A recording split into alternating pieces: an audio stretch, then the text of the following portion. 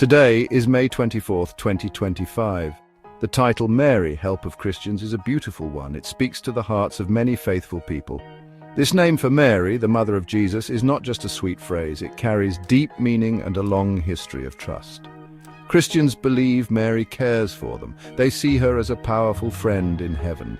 She is a mother who rushes to assist her children in their times of need. This title recognizes her special role in God's plan of salvation, a role that extends beyond her earthly life to her ongoing intercession for the Church and all its members.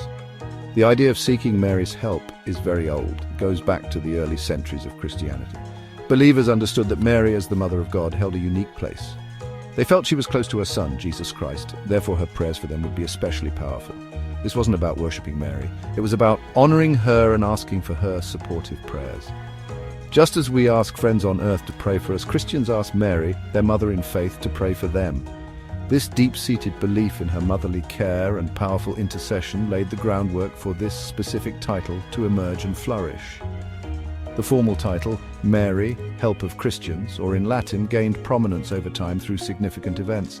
It became a beacon of hope. The Church, in its wisdom, recognized the faithful's devotion. It saw the fruits of turning to Mary under this title. This led to specific feast days and official acknowledgements. The title encapsulates a core belief. Mary actively aids the followers of Christ. She is not a distant queen, but an involved helper. Her assistance is seen as a direct result of her maternal love for all whom her Son redeemed, a constant source of comfort and strength. This devotion profoundly impacted Christian history. It offered solace and courage. It reminded believers that they were not alone in their struggles. Mary was seen as a defender of the faith. She was a protectress of Christian communities. The title became a rallying cry in times of difficulty. It fostered a sense of unity and reliance on God's providence, mediated through Mary's gentle and powerful assistance. Her role as help of Christians continues to inspire millions around the globe, affirming her place as a spiritual mother, always ready to assist her children on their journey of faith, guiding them closer to her Son. The roots of calling Mary a help can be traced to early church fathers. One notable figure is St. John Chrysostom. Around the year 345, he is believed to have been one of the first to use a similar title for Mary. He spoke of her as a powerful helper for those who follow Christ. This shows the ancient understanding of Mary's active role. She was not just the mother of Jesus in a historical sense. She was and is an ongoing source of aid and support for the Church. These early mentions highlight a developing theology of Mary's intercession, recognizing her unique relationship with God and her compassionate concern for humanity. The title Mary, Help of Christians gained significant prominence much later, particularly through the efforts of Pope Pius V. This was during the 16th century. Christian Europe faced a serious threat from the Ottoman Empire. The Pope understood the danger. He called upon all Christians to pray the Rosary. He asked them to invoke Mary's intercession under the title Help of Christians. This was a critical moment. The future of Christian nations seemed to hang in the balance. Pope Pius V's leadership in directing the faithful towards Mary's aid was pivotal, demonstrating a deep trust in her power.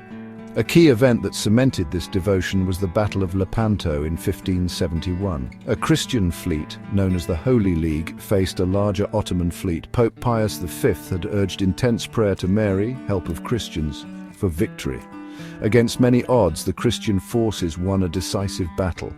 This victory was attributed directly to Mary's intercession. It was seen as a miracle. As a result, Pope Pius V added the Feast of Our Lady of Victory to the calendar. This later became the Feast of Our Lady of the Rosary, closely linked to Mary, Help of Christians.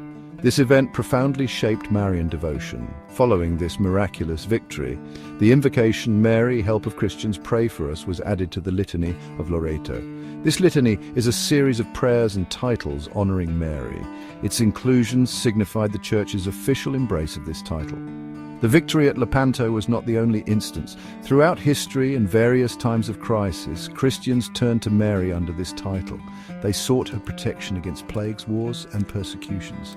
Her image as a helper became deeply embedded in the Christian consciousness, a symbol of hope and divine assistance when earthly solutions seemed insufficient. The consistent turning to her in times of great need solidified her reputation. During periods of intense challenge, particularly the threat posed by the Ottoman Empire's expansion, the devotion to Mary, help of Christians, became a spiritual lifeline for Christian Europe. The vast and powerful Ottoman forces seemed poised to overrun many Christian lands. This created widespread fear and uncertainty among the populace. People felt vulnerable and their faith was tested. In such desperate times, the figure of Mary as a powerful intercessor and protector offered immense comfort. She was seen as a shield against the storm, a heavenly advocate who could turn the tide of conflict and despair through her prayers to her divine Son. This devotion provided not just spiritual solace, but also a tangible sense of hope and strength. Believers united in prayer, invoking Mary's aid. This collective act of faith fostered resilience and courage.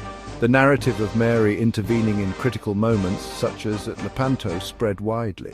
It reinforced the belief that God, through Mary, would not abandon his people. She was perceived as a general leading heavenly armies, defending the faithful against those who sought to undermine their faith and their communities. This image was incredibly powerful, transforming fear into a determined reliance on divine assistance, strengthening the resolve of many. The Church formally recognized the importance of this devotion by establishing the Feast of Mary, Help of Christians. Pope Pius VII instituted this feast on May 24th. This was to commemorate his return to Rome in 1814. After being imprisoned by Napoleon Bonaparte. He attributed his liberation and the restoration of the Papal States to Mary's intercession. The date, May 24th, became a significant day for celebrating her powerful aid.